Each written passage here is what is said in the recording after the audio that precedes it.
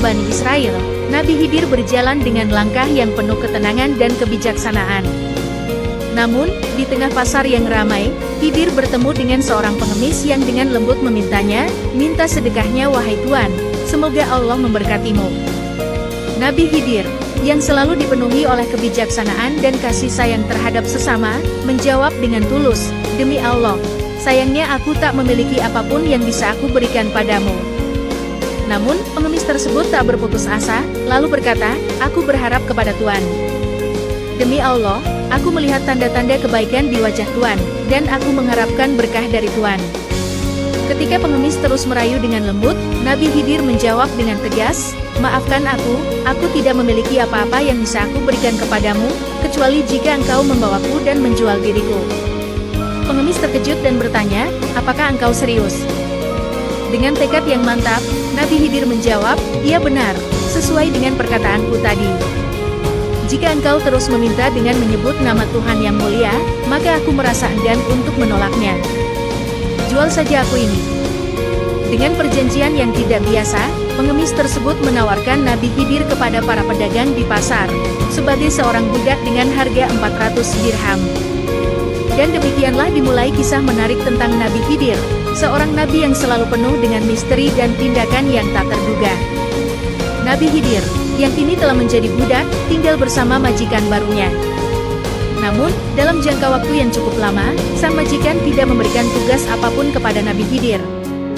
Hal ini menimbulkan pertanyaan dalam pikiran Nabi Khidir.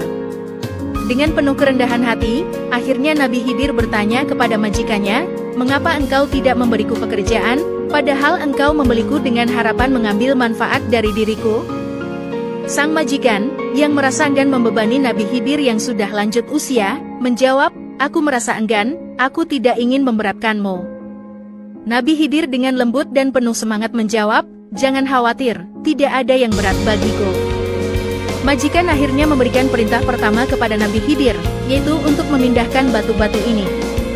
Sang majikan pergi untuk menyelesaikan urusan lain, dan ketika ia kembali, ia sangat terkejut. Dalam waktu kurang dari 1 jam, batu-batu yang sebelumnya begitu berat, telah berpindah dari tempatnya. Seharusnya memindahkan batu-batu tersebut memerlukan tenaga puluhan orang. Sang majikan tidak bisa menyembunyikan kagumnya dan memuji budak barunya itu. Majikan itu memuji Nabi Khidir dengan kata-kata, "Sungguh, engkau adalah seorang budak yang luar biasa.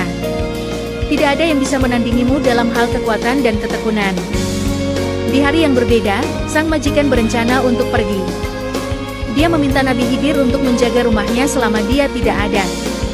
Selain itu, sang majikan memberikan perintah lain kepada Nabi Khidir, yaitu untuk menyelesaikan pembangunan sebuah struktur. Dengan tekad dan ketekunan yang selalu menjadi ciri khasnya, Nabi Khidir menerima tugas ini dengan senang hati. Sang majikan pergi, dan Nabi Khidir mulai bekerja tanpa henti.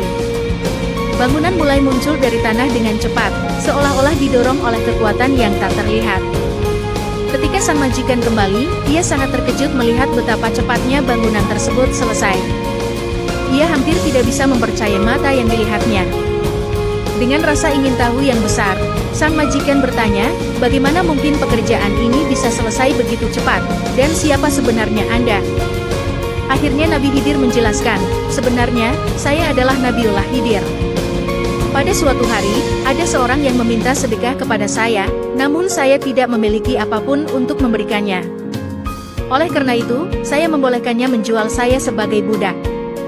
Ia melanjutkan, "Seseorang yang diminta dengan menyebut nama Allah dan kemudian menolak memberi, akan menghadapi konsekuensi yang berat pada hari kiamat, tanpa kulit dan daging menutupi tubuhnya, dan dia hanya tinggal seonggok tulang belulang."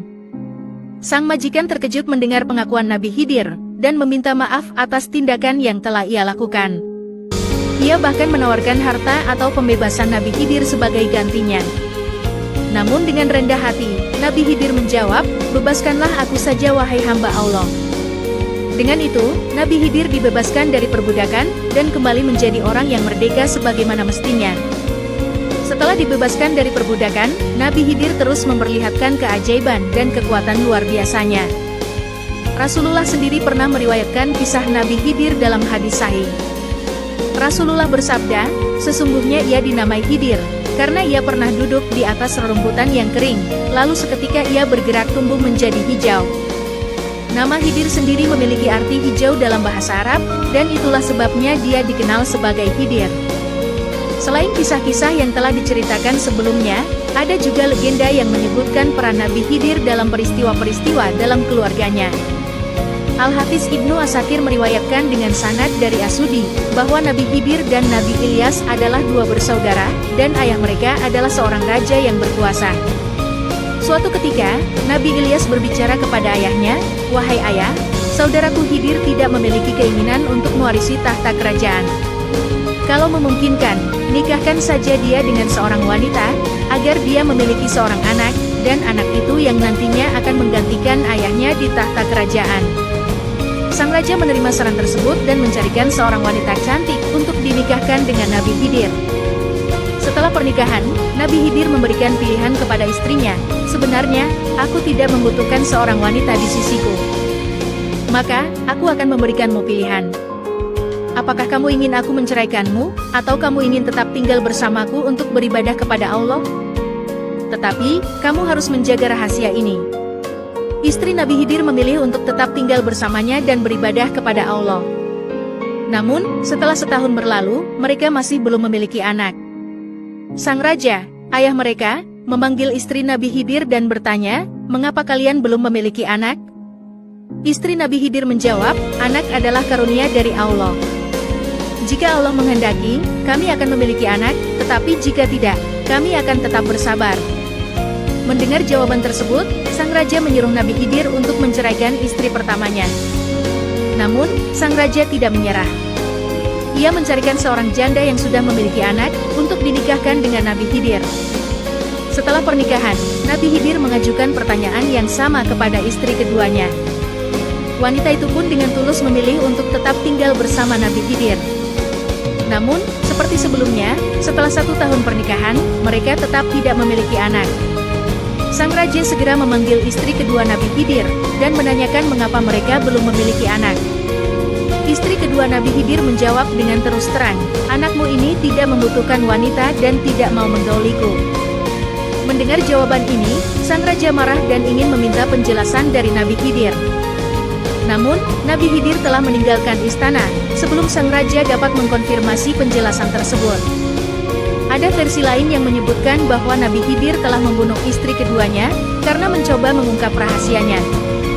Akibat tindakan ini, Nabi Khidir merasa perlu melarikan diri untuk menjaga rahasianya.